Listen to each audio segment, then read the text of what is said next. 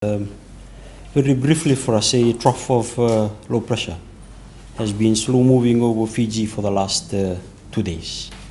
It is the reason why we've been experiencing heavy rain, and is also the reason why there's been a lot of reports of floods that has come through, particularly in the last 24 hours. So as we speak, this particular trough has remained within the vicinity of Fiji, and we expect this trough to remain slow moving as we look ahead into the later part of tomorrow.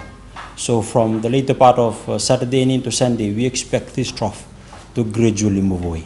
So given that the trough is slow moving over Fiji, a heavy rain warning has been in force for the whole of Fiji.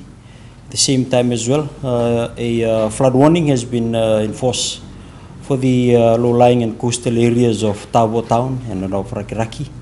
And at the same time as well, a flash flood alert has been in force for low-lying catchment areas from the stretch from Nambotini Flats all the way up to Navua, and even within the Suvarnasori corridor, for the simple reason that most of these places are low-lying and they are prone to flood whenever a heavy rain occurs. And given that in the last 2 weeks or so, we've been experiencing a lot of heavy rain and the ground is quite saturated, so the risk of flood is highly elevated whenever the rain comes in. At the same time as well, while we expect the trough to gradually move away from Sunday, a high pressure system to the south continues to generate and direct heavy southerly swells over the coastal areas of Fiji.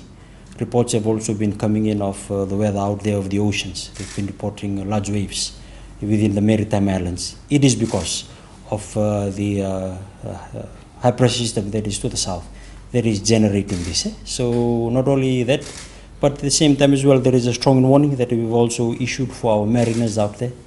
Though the winds are gradually easing, but we expect the persistent northeast winds to persist today and into tomorrow before the trough moves away and the weather gets back to normal towards the early part of next week. Unaka.